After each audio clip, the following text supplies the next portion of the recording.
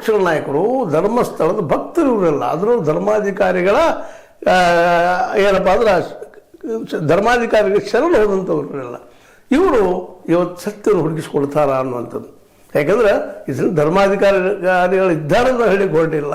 ಆದರೆ ಯಾರವರು ಇಷ್ಟು ಪ್ರಭಾವಿ ಸರ್ಕಾರಗಳನ್ನ ಅಲ್ಲಾಡಿಸುವಂತಹ, ಸರ್ಕಾರಗಳನ್ನ ಮೌನ ಮಾಡಿಸುವಂತಹ, ನ್ಯಾಯಾಂಗಕ್ಕೂ ಸಹಿತ ತಮ್ಮ ಪ್ರಭಾವವನ್ನು ಬೀರುವಂತಹ, ಯಾಕೆ ಇದು ಕೆಲವೊಂದಿಷ್ಟು ಆರ್ಡರ್ಗಳಾಗಿದ್ದರಿಂದ ಗಮನಿಸಿದಾಗ ಸಹಜವಾಗಿ ಯೂಟ್ಯೂಬ್ರು ಏನೋ ಸತ್ಯ ಹೇಳಿ ಪ್ರಯತ್ನ ಮಾಡಿದಾಗ ಇಂಥವು ಹೇಳಕೂಡದು ಅನ್ನುವಂಥ ಒಂದು ಆರ್ಡರ್ ಸಹಿತ ಆಗಿದ್ದನ್ನು ನಾವು ಇಲ್ಲಿ ಗಮನಿಸಿದಾಗ ಎಲ್ಲ ಈ ದೇಶದಲ್ಲಿ ಸ್ವತಂತ್ರ ಇಲ್ವ, ಮಾತನಾಡೋ ಸ್ವತಂತ್ರ ಇಲ್ವ, ಹಕ್ಕಿಲ್ವಾ ಅನ್ನುವಂಥ ಪ್ರಶ್ನೆ ಸಹಿತ ಉದ್ಭವ ಆದಾಗ ಮತ್ತು ಕೊನೆಗೆ ನ್ಯಾಯಾಂಗನ ಅದನ್ನು ಪರಿಹಾರ ಮಾಡಿ ಮಾತಾಡಿ ಹೋಗ್ತದ. ಅದರ ಆಧಾರಗಳ ಮೇಲೆ ಮಾತಾಡ್ರಿ ಅಂತ. ಅದೇ ಆಧಾರ ಅದಾವ, ಅಲ್ಲಿ ಸತ್ತ ಹೆಣಗಳಿದ್ದಾವೆ 74 ಈ FIRಗಳು ಏನು ಎಂಟು ಹೇಳಬೇಕಾಗಿದೆ ಇಲ್ಲದ ಡಾಕ್ಯುಮೆಂಟ್ಸ್ ಎಲ್ಲಿದ್ದು ಬಂದವರು 74 ಜನ, ಒಬ್ಬರಲ್ಲ ಇಬ್ಬರಲ್ಲ ಬಂದಿದ್ದಾರೆ. ಇನ್ನೂ ಅದ 470 ಇದ್ದಾರೆ.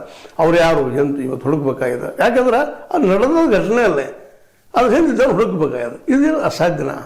ನಮ್ಮ ಪೊಲೀಸ್ ಇಲಾಖೆಗೆ ಅಸಾಧ್ಯದ? ಇದೆಲ್ಲ ಸಾಧ್ಯದ, ಪೊಲೀಸ್ ಇಲಾಖೆಗೇನು ಸಾಧ್ಯದ.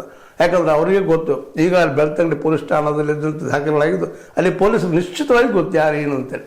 ಆದರೆ ಅವರನ್ನು ಬಾಯಿ ಬಿಡಿಸೋರು ಯಾರು ಅಂತ ಅದನ್ನು ಬಾಯಿ ಬಿಡಿಸ್ಬೇಕು ಹೊರಟ್ರೆ ಅಲ್ಲಿ ರಾಜಕಾರಣಿಗಳು ಬರ್ತಾ ಇದ್ದಾರೆ. ಯಾರ್ದೋ ಪ್ರಭಾವದಿಂದ ರಾಜಕಾರಣಿಗಳು ಸಹಿತ ಇಲ್ಲಿ ಶರಣಾಗ್ತಾ ಇದ್ದಾರೆ, ಅಥವಾ ತಮ್ಮ ರಾಜಕೀಯ ಒಂದು ಏನಪ್ಪ ಹೋಟ್ಗಾಗಿ. ಯಾಕೆಂದರೆ ಧರ್ಮಸ್ಥಳದ ಪ್ರಭಾವ ಎಲ್ಲ ಕಡೆ ಇರೋದ್ರಿಂದಾಗಿ ನಾವು ಧರ್ಮಸ್ಥಳದ ಬಗ್ಗೆ ಏನಾದರೂ ತಪ್ಪಾಗಿ ಡಿಸಿಷನ್ ತೊಗೊಂಡ್ರೆ, ಅಲ್ಲಿಯ ವಿಚಾರಕ್ಕೆ ಅಥವಾ ಭಕ್ತಾದಿಗಳ ಬಗ್ಗೆ ಅಭಿಪ್ರಾಯ ತೆಗೆದುಕೊಂಡ್ರೆ ಏನೋ ಹೇಳಿದರೆ ಅದು ತಪ್ಪಾಗ್ಬೋದು, ನಾಳೆ ನಮಗೆ ಪಾರ್ಟಿಗೆ ಮುಳುವು ಆಗ್ಬೋದು ಅನ್ನೋಂಥ ಭಯದಿಂದ ಅಥವಾ ಮತ್ತಾವುದೋ ಕಾರಣದಿಂದ ಈ ರಾಜಕಾರಣಿಗಳು ಅದನ್ನು ಹೊರಗೆ ಹಾಕ್ತಾ ಇಲ್ಲ. ಜೊತೆ ಅಧಿಕಾರಶಾಹಿ